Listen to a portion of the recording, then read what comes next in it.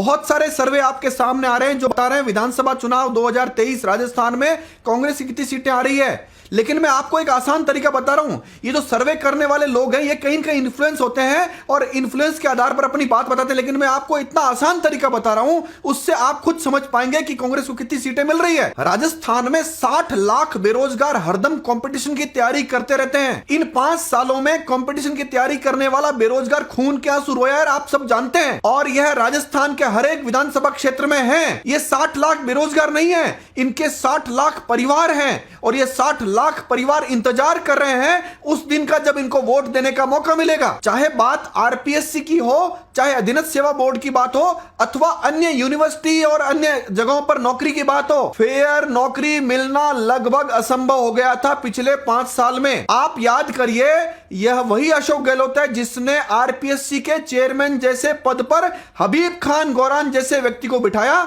उसने हर एक पेपर को बेचा और अंत में पेपर चोरी करते हुए लाते हुए पकड़ा गया। एसओजी में मुकदमा दर्ज हुआ और उसके खिलाफ कार्रवाई हुई। आज भी ट्रायल चल रहा है। उसने न जाने कितने अयोग्य लोगों को पैसे लेकर पेपर बांट दिया और पेपर बांटने के बाद आज वो कहीं ना कहीं न्यायपालिका में या प्रशासन में काम कर रहे हैं। ऐसा हबीब खान गौरान जिसने आरएएस की परीक्षा में खुद आरएएस नहीं बन पाया, लेकिन अशोक गहलोत की कृपा से वह आरपीएससी का चेयरमैन बना और उसने कई सारे मजिस्ट्रेट, जज, कई सारे आरएएस, आरपीएस बना दिए। उसके बाद बारी आई भूपेंद्र यादव नाम के महाभ्रष्ट पुलिस अफसर की। उसके कार्यकाल में तो आरपीएससी का पूरी तरह सत्यानाश हो चुका था।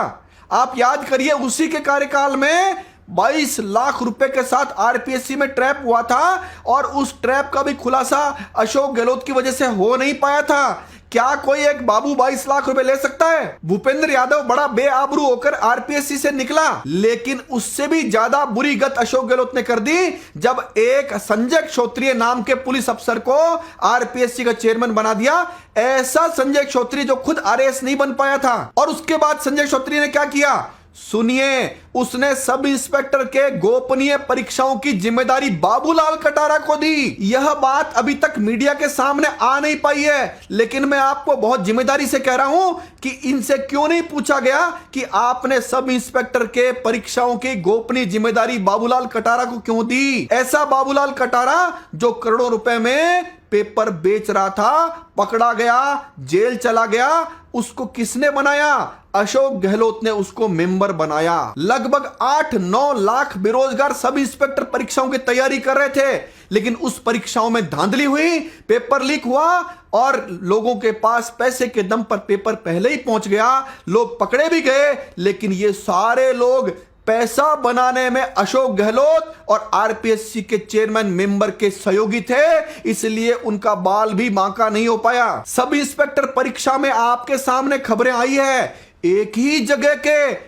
कई लोग सब इंस्पेक्टर बन गए। क्या विशेषता थी? पेपर लीक हो चुका था। उससे भी आगे बात सुनिए, एक मेंबर जो अशोक गहलोत ने बनाया, रामू राम राय का, उसके बेटा और बेटी दोनों ने सब इंस्पेक्टर परीक्षा में टॉपर किया है। और टॉप क्यों किया है? क्योंकि बाबूलाल कटारा उस परीक्षा का हेड था और वो परीक्षा में पेपर बांट रहा था, पेपर बेच रहा था। आज पुलिस के हत्थे चढ़ने के बाद वो जेल में भी है और उस पर ईडी भी कार्रवाई कर रही है। लेकिन आपको नहीं लगता इस पूरी व्यवस्था का जिम्मेदार अशोक गहलोत और कांग्रेस है? आपको नहीं लगता इन 60 लाख बेरोजगार परिवारों का अपराधी कोई व्यक्ति है तो अशोक गहलोत है और कोई पार्टी है तो कांग्रेस है? क्या आपको नहीं लगता कि आरपीएससी को नाथी का बाड़ा बना दिया गया है? कोई विशेष नेता, विशेष अफसर, विशेष जज, उन्हीं के बच्चों का सिलेक्शन कैसे होता जा रहा है लगातार? कोई खुलासा नहीं हो पा रहा है क्योंकि पूरा तंत्र भ्रष्ट हो गया है। और ये 60 लाख बेरोजगार जिनके परिवार ने अपनी जमीन गिरवी रखकर, अपना कर्जा लेकर, ब्याज पर पैसे लेकर अपने बच्चों को पढ़ाने के लिए भेजा था और अंत में बच्चों के साथ जो हुआ, क्या वो कांग्रेस को वोट देंगे? तो आपके सामने सर्वे स्पष्ट पड़ा है, 60 लाख बेरोजगार और 60 लाख बेरोजगारों के परिवार। कोई सर्वे की जरूरत नहीं है, किसी सर्वे पर विश्वास करने की जरूरत नहीं है। सर्वे आप खुद कर लीजिए। आपको मैं जिम्मेदारी से कहता हूं, इन 60 लाख में से एक एक बेरोजगार से वोट लेने के लिए कांग्रेस को घुटने, नाक रगड़ने पड़ेंगे तो भी कोई 2-5 बेरोजगारों के वोट ले पाएंगे। पिछली बार 2013 में कांग्रेस को 21 सीटों पर सिमटना पड़ा और आपको मैं बहुत जिम्मेदारी से कहता हूं, आप समझ जाएंगे जब 60 लाख बेरोजगारों के परिवार इन पर मिलकर वोट की चोट देंगे तो ये 21 भी नहीं आ पाएंगे। अब आप सर्वे आप खुद देख लीजिए, किसी सर्वे पर विश्वास करने की जरूरत नहीं है। आप अपने विवेक का इस्तेमाल करिए और विवेक का इस्तेमाल करने के बाद तय करिए कि वोट की चोट कहां देनी है। धन्यवाद। जय हिंद, जय भारत।